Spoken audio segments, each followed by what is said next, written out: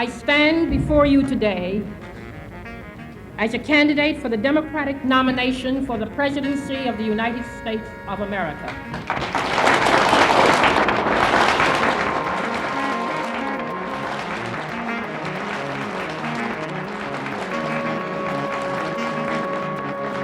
I am not the candidate of Black America, although I am Black and proud.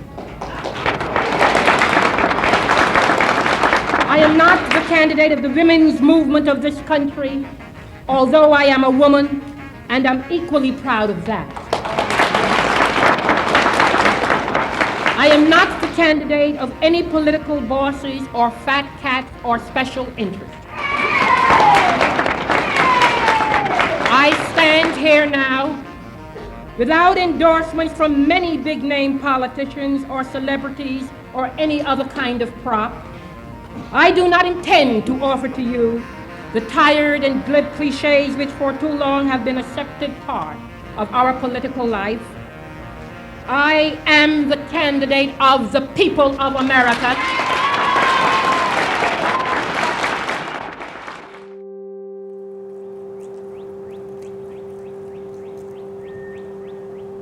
So I always knew that Shirley Chisholm was buried in Buffalo. And when I was in the assembly, several of my Brooklyn colleagues talked about Shirley Chisholm, and I'd say, well, she's buried in Buffalo.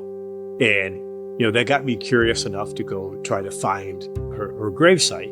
I reached out to the people at Forest Lawn and said, what's the best way to honor the legacy of Shirley Chisholm and to honor her time here in Buffalo?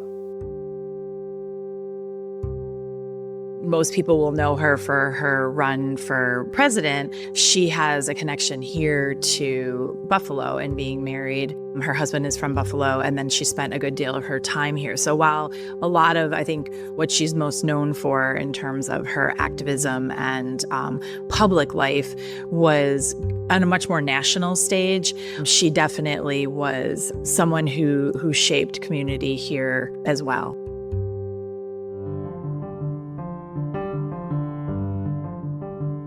I met her at UB and just admired what she had done, the leadership that she showed, the chances that she took. She wasn't shy. One would think if she's a petite person that she's going to be quiet. No, that was not her. What's wrong with my running for president of this country? After all, for 15 years, I have been the ghostwriter for a lot of them. In 1989, so my colleague, Dr. Peggy Brooks Bertram, and I co-founded a group called Concerned Parents and Citizens for Quality Education. And we decided that we would reach out and invite Shirley Chisholm to come and address the group. And she did. We were quite surprised, but she was so supportive of us in that endeavor. That was very impressive because, again, she didn't know us. And we reached out to her. It was like a cold call. And she was so responsive, and I'll never forget that.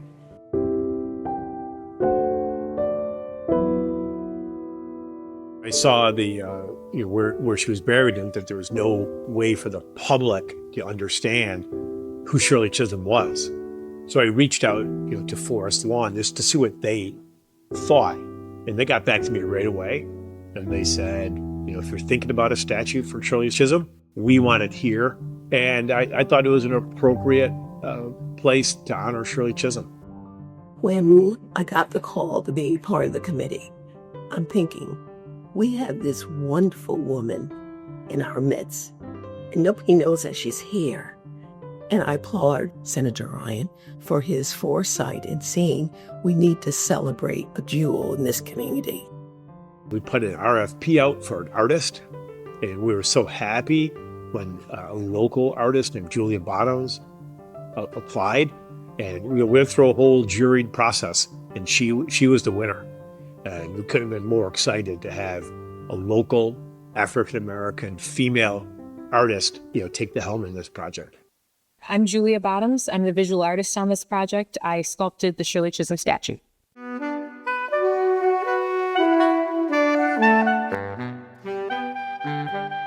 what I wanted was to present Shirley as she was, the thing that made her so appealing to people, just her very relatable way of being when she got up and spoke to people. And even while presenting really big and, in some people's eyes, radical concepts, I think she still managed to connect with people so much. And I wanted to reflect that in the design.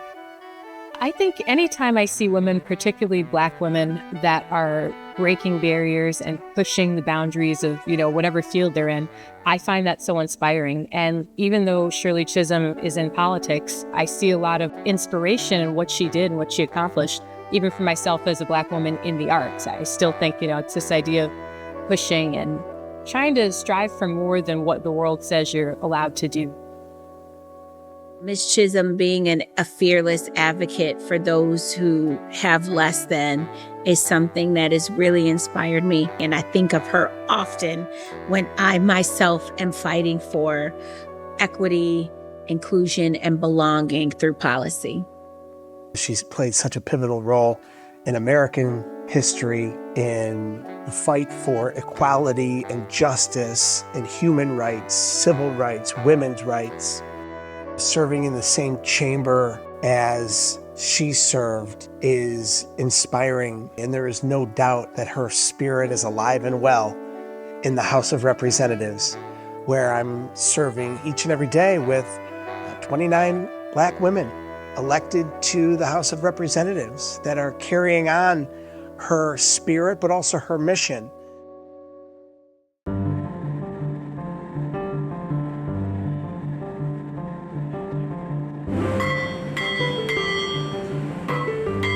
I host every single year the She Rose Soiree, where I honor women in our community.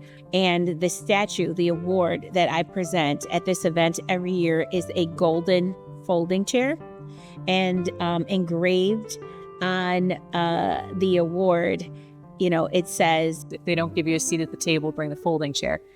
On the side of the podium, you can see there's a folding chair that's meant to bring to mind that phrase. So I think that's really powerful.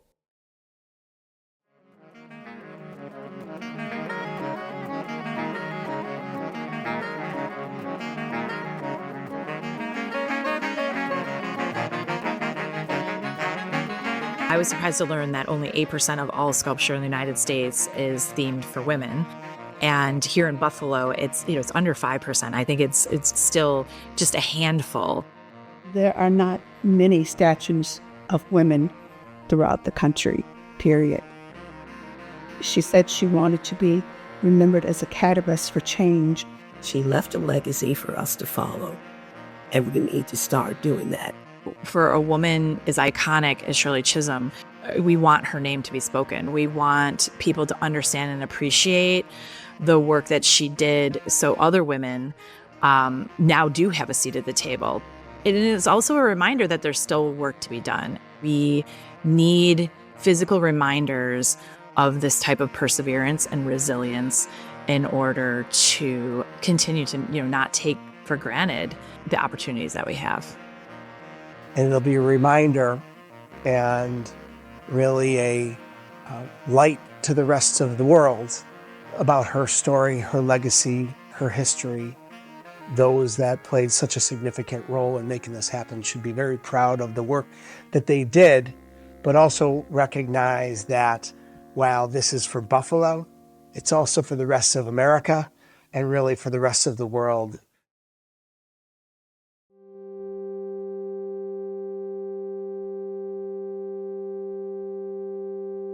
But catalysts for change in a society are always controversial because those individuals who have been the beneficiaries of the status quo usually don't want to see change or accept change. It's only because they're comfortable, and that's understandable.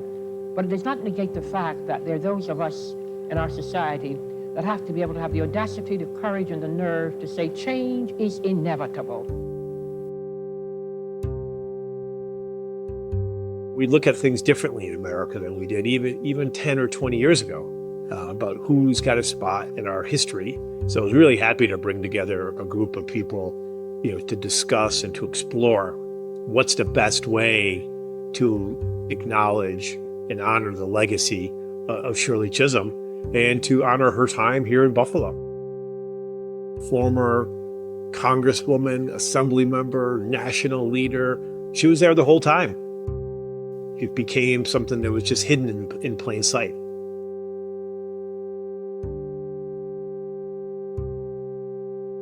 Now we're closing that little gap that's there. So finally, we're going to celebrate this wonderful woman.